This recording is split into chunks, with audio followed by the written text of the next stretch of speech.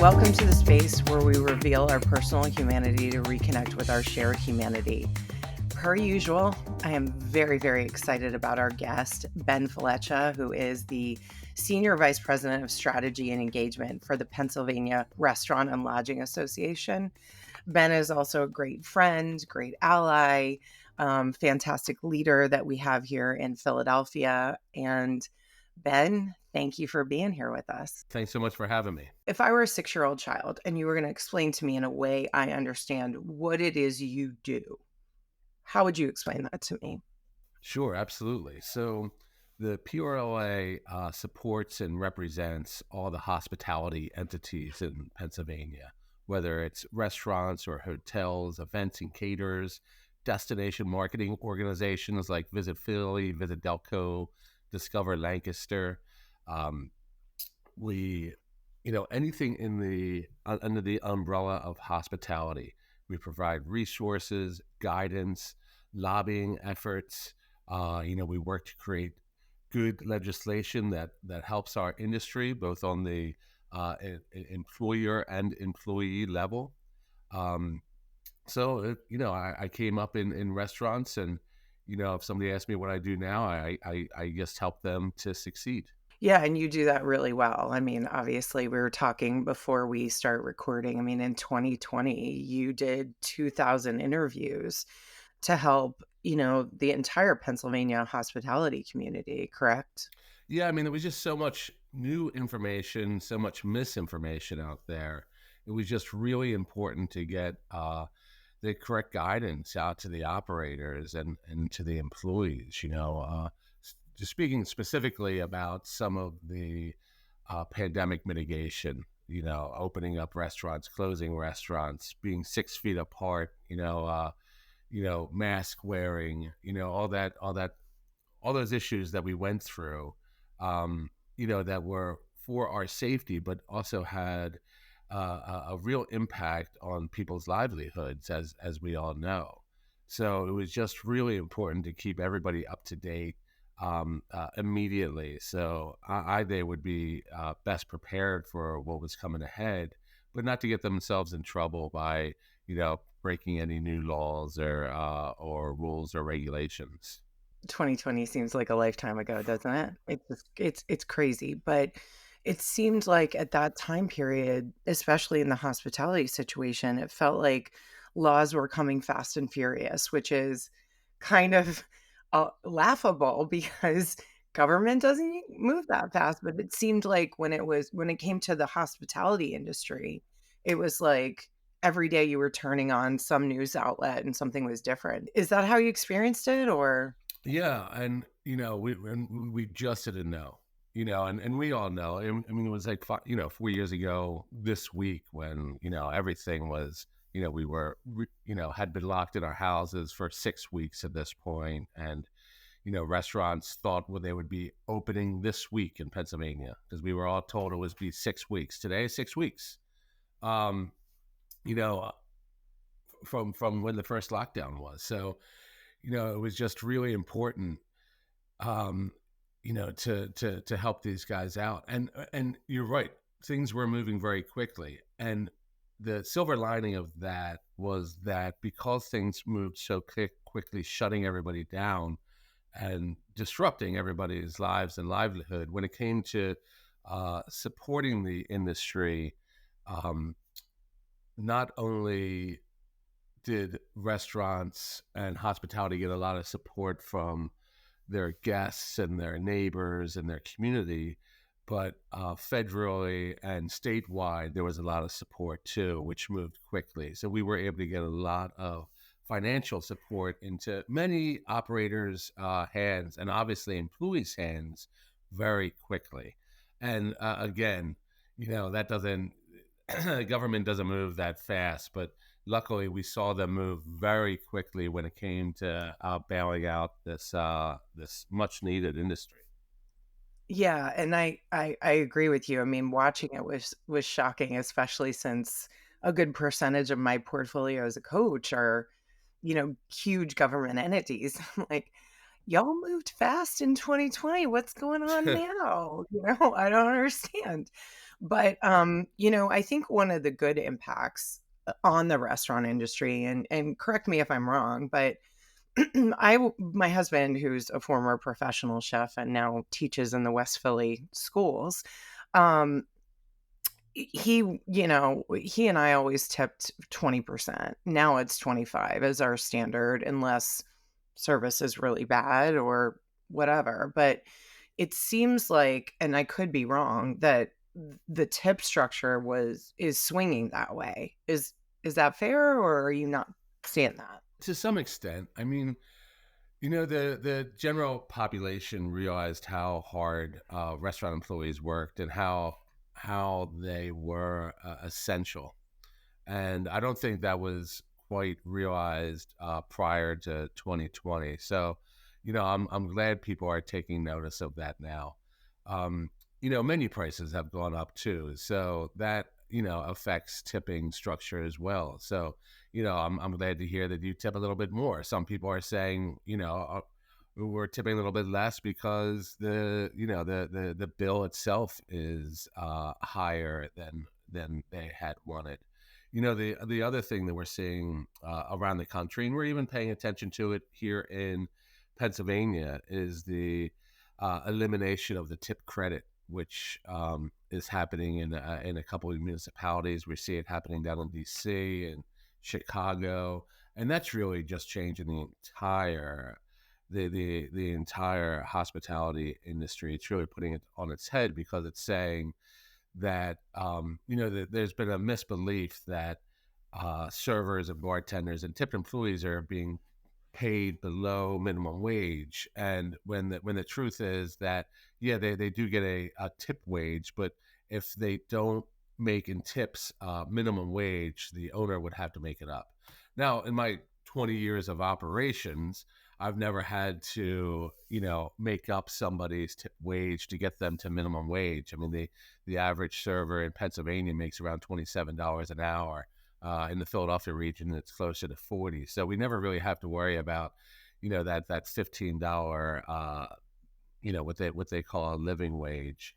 So we're keeping an eye on that in Pennsylvania because we talk to servers, we talk to bartenders, and they kind of want to control what's going on. They know that if they're getting paid $15 an hour by the restaurant, the guests are not going to tip them as much, and they can't live on $15 an hour. They're used to getting paid a lot more.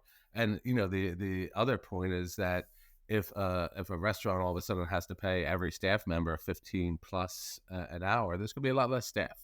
We're going to see a lot more iPads coming out, and we're going to see a lot less servers on the floor, and hospitality is just going to it's just going to be diminished, and we certainly don't want to see that. One of the things I love about you is your story coming up through restaurants. Like, you have this great title, Senior Vice President of Strategy and Engagement, right? But you're one of those people who has been on the front lines. You've pretty much occupied every space there can be, right? In the restaurant industry. And I'm just curious, is there a pivotal moment so far in your career that significantly shaped your leadership style? So it's funny. I went out to dinner last night. I went down to Laser Wolf down in Fishtown. And I walked in, and the bartender he used to be a chef, and now he tends more, and he was a chef at some great restaurants in Philly. And I was like, oh, it's so great to see you behind the bar, front of the house, and not being hidden in the kitchen anymore. And he said, you want to talk about career arcs, Ben?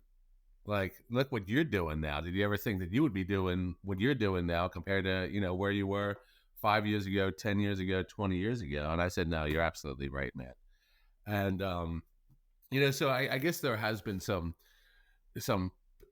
pivotal moments, maybe not so much leadership. I mean, in some sense leadership, but just what shaped my journey. And it goes back to I think my early 20s when, I was working for Acme Markets, and I quit my job, and me and my older brother started shipping Italian water ice from Norristown, Pennsylvania down to Florida. and I'd set up a couple stands on the beaches and a couple stands in a flea market in Fort Myers, and was really happy. Just really happy selling water ice and making money. And I saw all these people in the flea market with their stands, and they were there every week. And I made a lot of friends with these folks, and I realized that you really can do anything you want. You can really choose your path, and it's just about providing for yourself and providing for your family, and finding something that works for you and makes you happy. And it was when I saw these people selling silver jewelry, and over here guys selling really bad sweatshirts, and but they were all lovely, and they all enjoyed their life. And it just made me think to myself that, well, just enjoy what you're doing, and everything else is going to fall into place. And that's kind of how that's kind of how my career went. I was never, I always searched for something that I would be passionate about. And, the money came later. But, I knew if I made myself happy, and if it was something I was driven, that gave me this passion for, then my peers and my employers would recognize that, and the accolades and the revenue would follow. Yeah, and that's, as an executive coach, that's something that I have to teach people, and that was something that was just inherent to you. I mean, and I was laughing about Fort Myers because I grew up in South Florida, so I know exactly where that flea market is, or was. Who knows if it still exists. The other key pivotal thing that you said, that reminded me of when I started coaching, Steve Chandler and Rich Litvin were and Steve Hardison were my mentors when I became a coach, and they used to say MSU, and I was like, what the hell does that mean? And they were like, Kelly, make shit up. And I was like, wait, what do you mean? And they were saying in terms of the business, not, disinformation or misinformation that we have now. It's really, like you said, hey, water ice in Florida, which, growing up there, I was thinking about Delray Beach and Boynton Beach where I grew up, and I would have loved to have water ice there. But, you and your brother saw this hole in the market that really made sense. So, I think We thought it made sense, but here's the deal. So we were on the west coast of Florida, which is the Gulf Coast, and a lot of the people from the Gulf Coast are Midwesterners. A lot of Midwesterners end up on the Gulf Coast. A lot of Europeans end up on the Gulf Coast. So Eastern, the New Yorkers and all end up in Miami and that area. So what we thought was a brilliant idea ended up not being as brilliant, because people thought we were just selling very expensive snow cones and oh, did yeah, not know what Italian water ice was. So there was a bit of a learning curve in Lee and Collier counties back then. That was 30 years ago. I think Rita's has taken over the market down there now, but back in the day, we were groundbreaking with our very expensive snow cones. that's hilarious.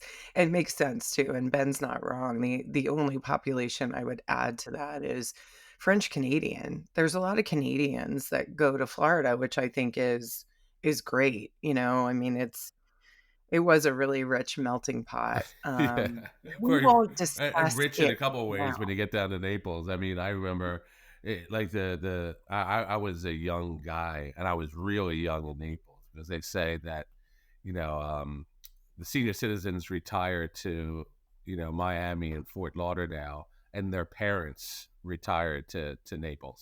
Naples. So Yep. it was an older crowd for sure. Yeah, it definitely is. I mean, growing up as a young child there, I had a huge amount of surrogate grandparents, which was great during Halloween because they would adopt us and we would get the king size candy bars, which was, unheard of at the time. But, I'm curious, who are the leaders that have inspired you most? And what would you say, what lessons did you take from them? Sure. So, I spent most of my career operating restaurants. So, and I learned a lot of, um,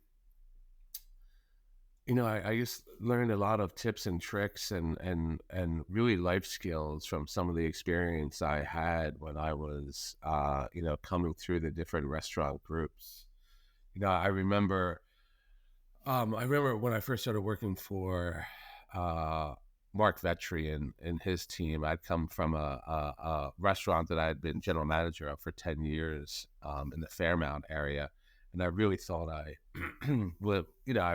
felt like I was on top of my game. And, I really thought I was Mr. Hospitality.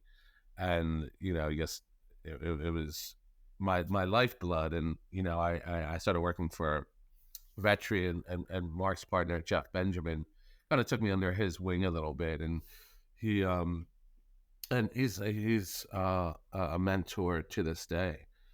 But I remember opening up a Mies, which was a restaurant on 13th and Pine, and it was at the time it was arguably one of the hottest restaurants in Philadelphia for a while. It was just a Roman style trattoria. It was very simple. We had it was elevated hospitality, but it was casual. I didn't put up with bullshit there. Um, Everybody was treated equally, which is amazing, but nobody was treated more equally than others. And Yeah. I remember, it was a pretty small restaurant, about 80 seats, but we were packed every night, especially on the weekends. Friday and Saturday nights, it was just it was booked out months ahead of time, and every reservation had to wait 15, 20, 30 minutes just because it was so full. And I remember it was like 2 or 3 weeks in, and Jeff Benjamin came in, and I was at the front desk, and he said, "Hey, listen, can you tell me are the Smiths in tonight?" And I said, "Hold on, let me check." And I looked down at my computer, and I said, "Yes, they are. They're at table 32." And Jeff said, "Oh, thank you, but there's only 80 tables in here. You really don't need to look at your computer to tell me if a guest has arrived." And I said, "Okay." He said, just keep that in mind." I said, "Absolutely." The next week he comes in. It was a Friday or Saturday night, and he said, "Hey, are the Lorries here?" I said, "Yes, they are. They're at table 22." He said, "That's great. What course are they on?" I said, "I don't fucking know." And he said, "Listen, there's only 78 seats in here. Like, yeah, you have to know these things. You have to be aware of what's going on in the restaurant at all times." And here's I thought just being a really nice, charming guy and welcoming people, that and making sure my staff was trained, but he was making me kind of think outside that. And then the next week he came in and he said, "The Moskowitz is here." I said, "Yeah, they're at table 3. They just got cleared on their second course. Their third course is about to come out." And he said, "That's great. Did they get the Pinot Noir this time, or did they go with something different?" I said, "I don't." And he said, "Listen, there's 78 seats in here. You have to pay attention." And from then, it kind of changed my whole perspective of really what running a restaurant and taking care of guests is. But it also taught me, in life, like I can't walk through a room without being hyper vigilant of everything that's going on in there. It's, I'm just very aware of how people behave and what people's needs are.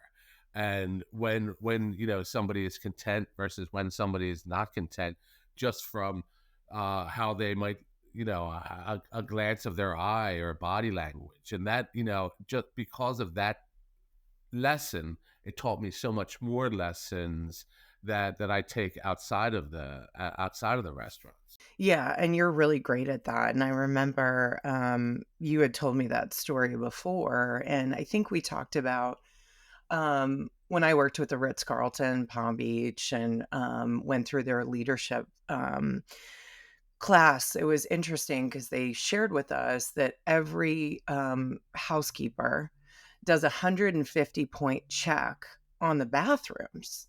And one of the things they do is they get to eye level on the counters and really clean them off, but I think what you're pointing to is really anticipating, and that was something else they were talking about, like, they were saying that if we see somebody's blazer hanging over a chair in the room and we notice that a button's loose, we're gonna sew it. You know what I mean? Just anticipating what the guest needs, and you do that. I think that's what makes you really great at your job, and, elevating that to the level that you're at, not just on the restaurant side, is such a gift to PRLA, and I think the hospitality industry as a whole. So, well done, sir. Thank you. In terms of team dynamics, because obviously, restaurants and even at the PRLA, team dynamics are really, really, really important. So, how do you cultivate a strong team dynamic and foster collaboration, maybe back when you started versus how you do it now? Yeah, two different things. So let me talk about restaurant team dynamics first, then I can talk about more of the desk work, administrative, executive, what I'm doing now. But when I was working in restaurants, for the longest time, it was it was just ingrained to um, always take care of the guests, like at whatever cost to take care of the guests. And not so much that the guest was always right, but just take care of them, like do what they, make sure their needs are met, regardless of the guest, make sure their needs are met. And we certainly would do that, but sometimes we would do that to the detriment of the servers and the bartenders and the bussers. And it took a while for well, here's what happened.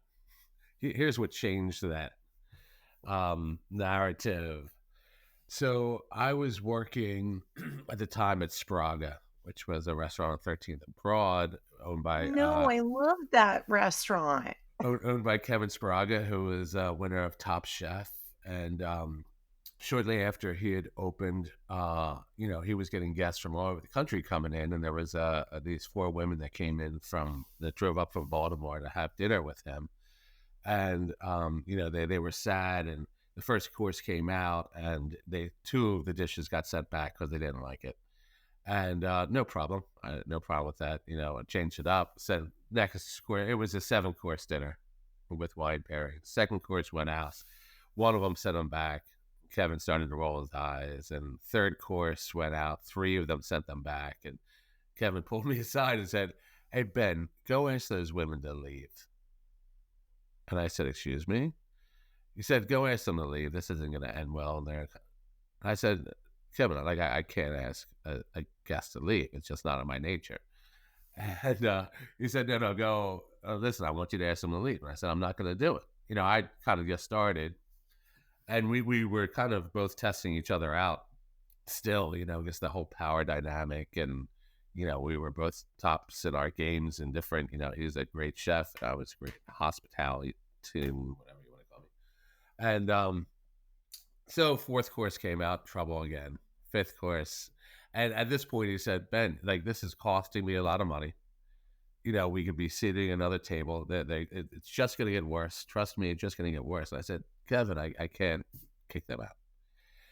Well, eventually they made a disparaging remark to the server, and Kevin jumped over the line, like jumped over the counter and ran over to them, and I'm running over at the same time, and we get to the table at the same time, and Kevin said, um, "You ladies, you can complain about my food, you can complain about me, you can not like what I'm cooking, totally understandable, but when you disrespect one of my team members, you have to leave. So I'm going to ask you right now, get the F out of my restaurant." And they just looked up at him, and I said, I snapped my fingers, and I had, the 2 servers over there clearing all their dishes. The busser came over and cleared their tablecloth off their table. So they're sitting there with a blank table. My host had all their coats in their hand, and they're just staring at him. He said, I told you, I don't know why you're still sitting here. You need to get the F out of my restaurant right now. And, they got up and they ran out. And, and Kevin pulled me into the back and said, "Listen, if you'd done that on second course, we wouldn't have been here." And I said, "Yeah, but you have to understand, like, I can't do that." And he said, "Listen, you cost us $700. The server doesn't get a tip now." And and I want to bring this back to what you were talking about at the Ritz Carlton, because he said, there's like the golden rules of the Ritz Carlton, and the first one is, we are ladies and gentlemen serving ladies and gentlemen. He said, I worked at the Ritz-Carlton for a long time, and he said, I stand by that. He said, but we are ladies and gentlemen serving ladies and gentlemen implies a contract. So we will treat you like a ladies and gentlemen if you act like ladies and gentlemen. But when you stopped acting that way, you no longer deserve to be treated that way. And because of that, you're now not welcome in my restaurant. And and he said, our team is the most important part. And I tell you what, we didn't have somebody leave an employee leave that restaurant for a year and a half because they knew that their owner had their back and was not going to put up with any shit from anybody.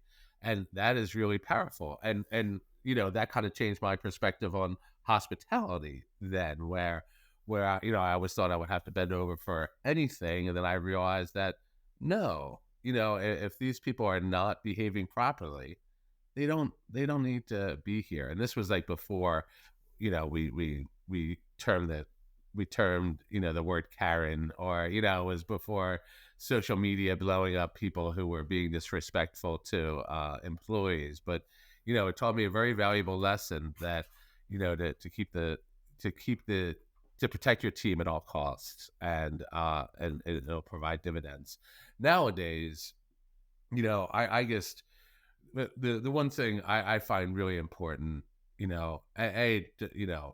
don't be jealous of somebody else's success, but the people around you, I just try to give as much praise as possible, like whenever it is deserved, and I think if you're on a team, or if you work on a team with folks, and um, everybody has their talents and their skills, and if you just foster that and feed that and allow the people around you to really be able to kick ass and do what they do great, it's just going to raise everybody up. And so I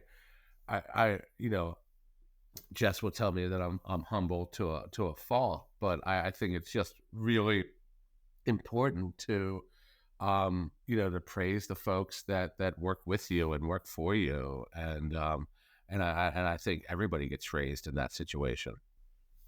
100%. I mean, it's really funny when I have clients, especially big organizations, saying, "We're going to do this employee engagement program."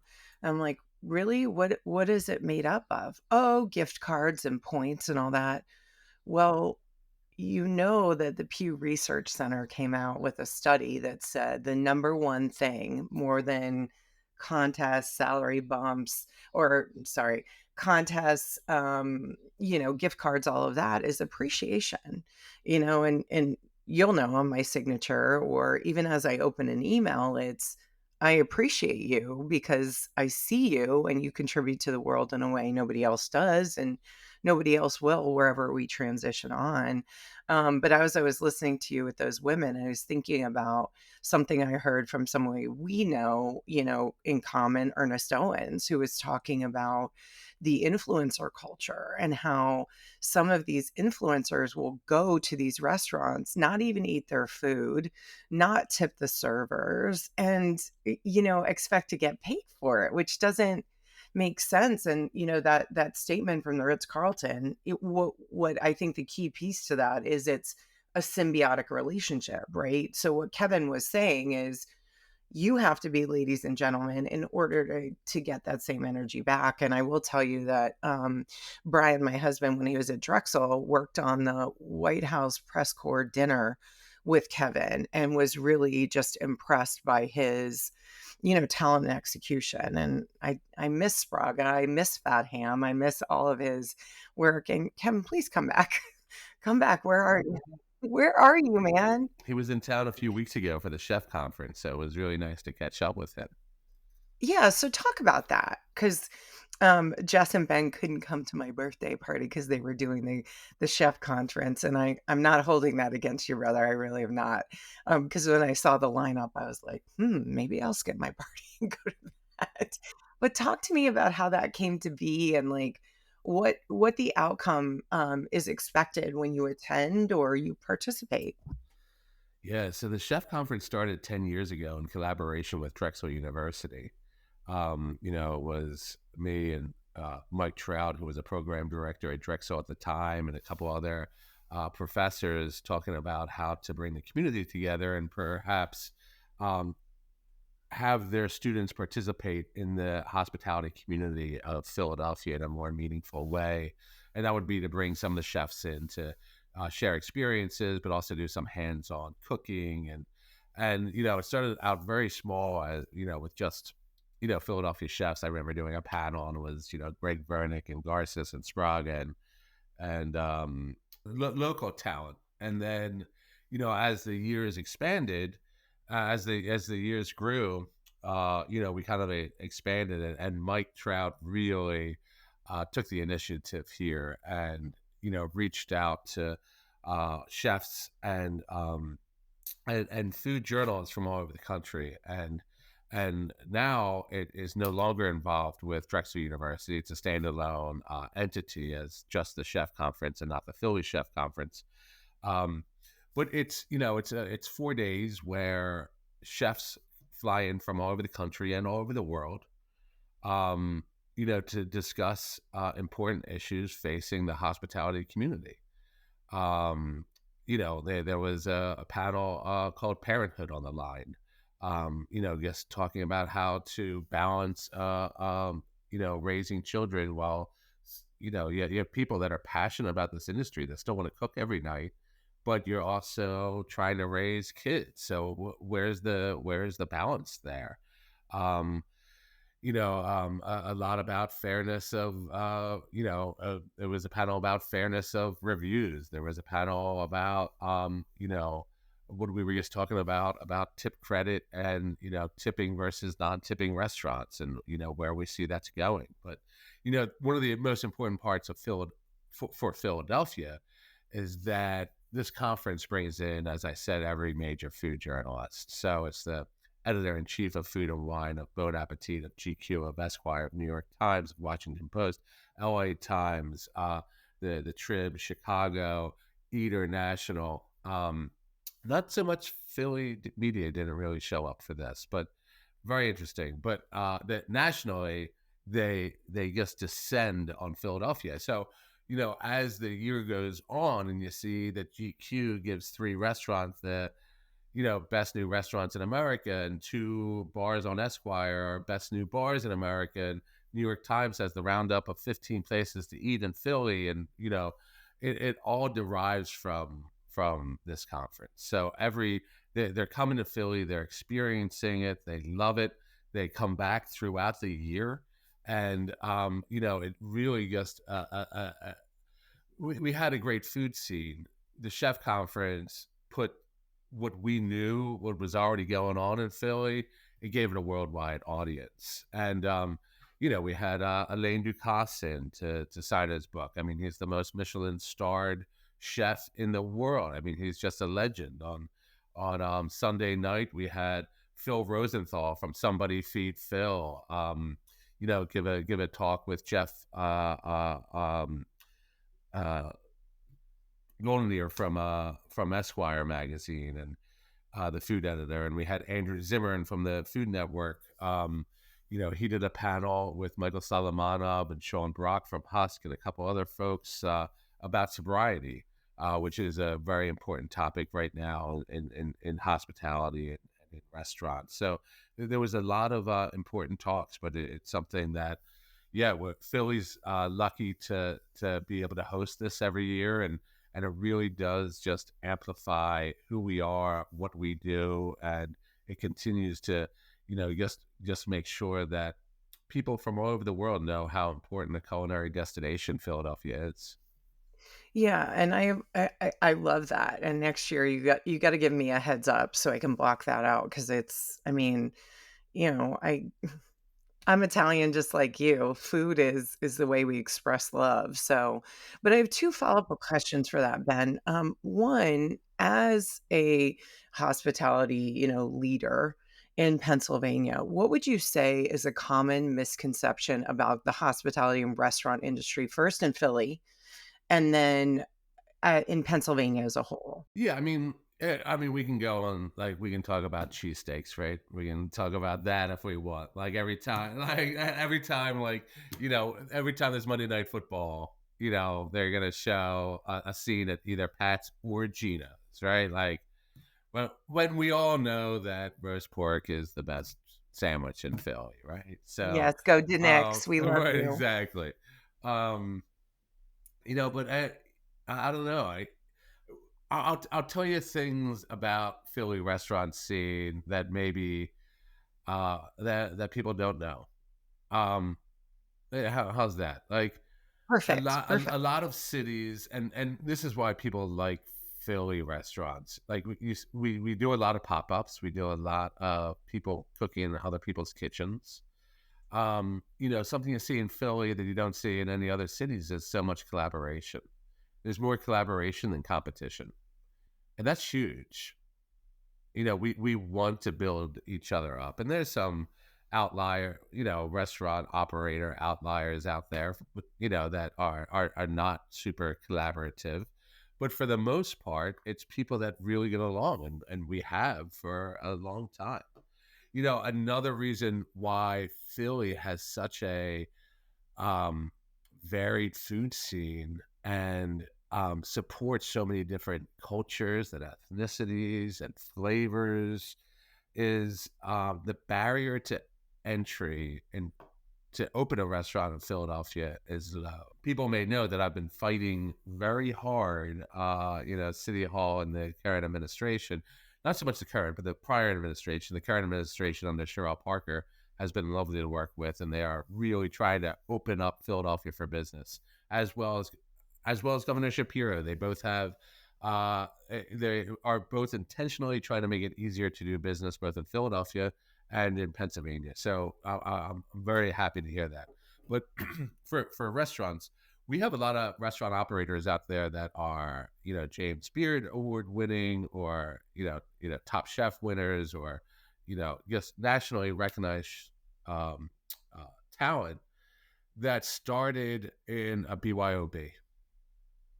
Like, look at Nick Elmy with I was Laurel. just about to say that. There I love was him. the farm and fisherman down on Pine. There was, there's so many places. What's her name? Alex from Roxanne on Christian, on Nathan Christian. These are now nationally recognized, and you can open up a restaurant as a BYOB in the city of Philadelphia for $60,000, $70,000. Where if you wanted to open up just like a very tiny footprint in Manhattan, you're looking at, and this is lower than I thought, honestly, Kel. But I was talking to a hospitality attorney last week, and he said, bottom line, you need about $800,000 to open up a little tiny spot in Manhattan, and I thought that was actually reasonable. But we're talking about a really tiny spot, right? But you can do that. You can do it for under $100,000 in Philadelphia, and then after you put yourself on the map, if you're passionate, you're putting out good food, like Alex is at Roxanne, or Nick did at Laurel. It's going to be recognized. You're going to get investors at that point. People are going to want to uh, uh, get ahead, and you can also pay off your loan, so you can own your restaurant pretty much free and clear, your first restaurant, and you start making revenue. So because of that, it allows a lot more people to open their passion projects. So you do get to see a lot more variety in Philadelphia than you do in some of the other cities, because if you know that you have to do $2 million to open up your restaurant, you're going to do something that you are pretty confident is going to sell. So you're going to have your salmon, your pasta primavera, your wings, and your burger on your menu. You're really not going to try that new, that Laotian dish, or whatever it is. So Yeah, and that's I would say that's a common misconception about Philly is how diverse it is. I mean, you can go to Chinatown or Passyunk, where you sent us to the Vietnamese restaurant that was fantastic. The oh, name is slipping my head right. Gabriella's Vietnam. Yeah. It's amazing, and then Friday, Saturday, Sunday is fantastic, and, I mean, we have a lot of great restaurants and a lot of culinary geniuses, and that number, 800,000, actually was lower than I thought. I thought we were gonna be in the millions with Manhattan.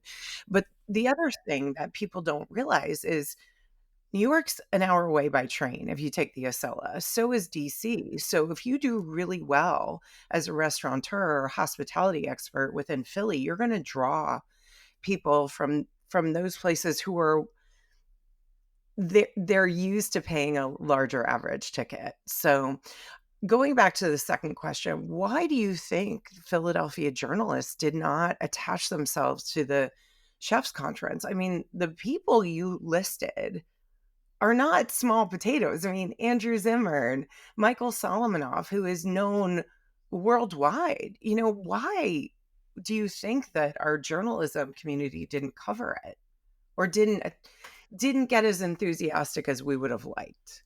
Well, I know that there is a cost to enter this. So, I don't think Mike Trout was giving out free press passes.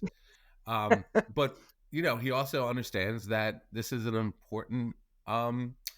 important conference. Like $300 or whatever it was is a good price to get this type of information and to be rubbing shoulders with some of the rubbing elbows with some of the best culinary minds, both on on the cooking side or on the front of house side or on the journalism side. I mean, when do you have a chance to hang out with Tim Carmen from the Washington Post? Or, I was, at one point I was sitting down, for a panel, and I had Tom Colicchio on one side of me, and I had Kristen Kish, the new host of Top Chef, sitting on the other side of me, and just talking about stuff. And then, I got up and Dan Pashman from the podcast The Sporkful came over and said, Ben, what do you know about Pittsburgh? I want to do something about Pittsburgh, so it was, and then I had somebody talking about Michelin stars coming to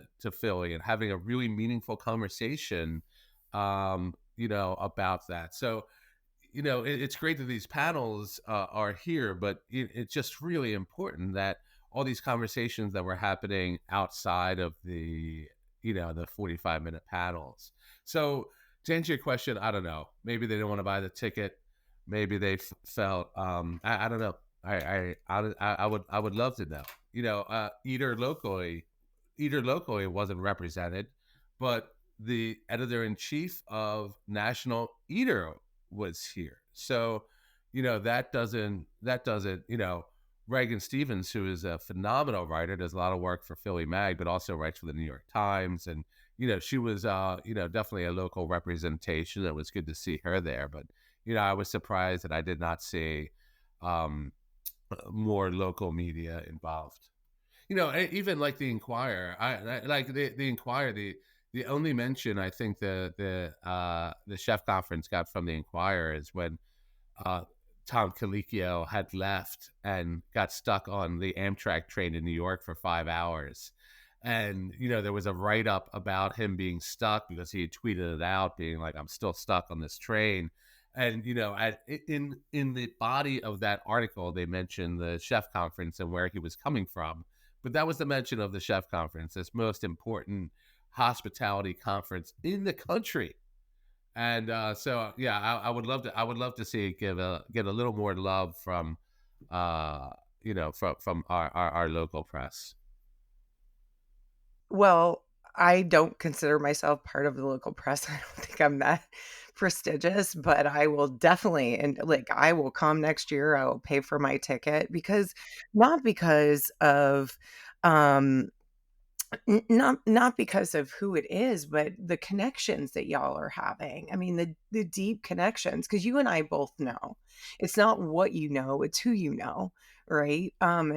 And Tom Colicchio, God, I'm a fangirl over him. I won't behave like that when he when I'm in front of him, but I remember seeing Anthony Bourdain speak back when we were living in Norfolk, and he was alive, God rest his soul. We miss him so much, but he was saying that the only chef competition that he really believes in is Top Chef, and The reason is because of Tom Colicchio and how he keeps it honest, which is, that's obviously they're in what, their 21st, 22nd season, I can't remember.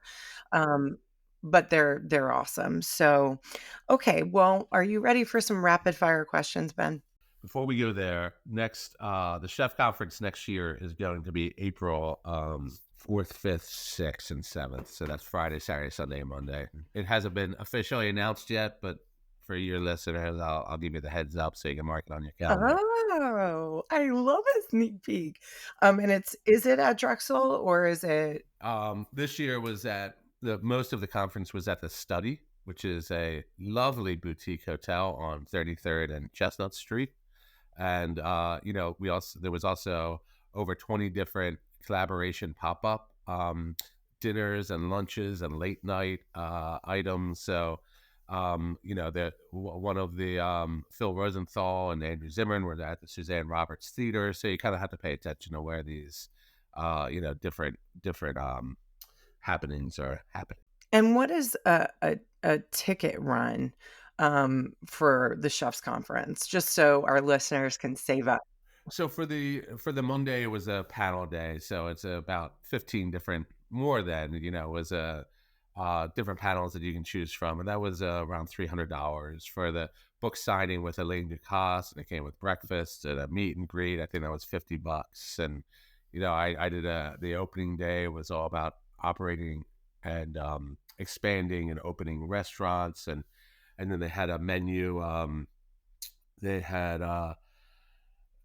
like a menu panel about creating interesting menus, and they flew in some chefs from Noma in Copenhagen to discuss that. So yeah, I think that day was $75. So it's all reasonable. They're usually, the Elaine Ducasse event was at 10 in the morning on Saturday because we wanted chefs and their cooks to come and then be able to get on the line and be able to prep for the rest of the day. So everything is very considerate and intentional. I mean, it usually is when you're involved, and I know that Brian, my husband, has worked with Mike Trout. I think he took some classes with him at Drexel, Go Dragons. And, obviously under the leadership of John Fry, he's, really kind of taken Drexel to a whole nother level. Okay, so rapid fire questions. Are you ready? I sure am. Okay. What is your favorite comfort food? Lasagna on the second day. Nice. Yes. Cold, Oh my cold, either cold or reheated. Like reheated in the microwave or cold, but I'll do it cold and just like slice off like half it, quarter-inch slices. That's like the best. God. Have you ever put it in the air fryer? I'm No, I don't have an air fryer. Okay, you gotta get one because I put everything in the air fryer from cookies to, like, lasagna, and it literally will change your life. Okay, what books are on your nightstand? Oh, what books are my? Let's see. Right now. Oh, I'm reading I'm reading.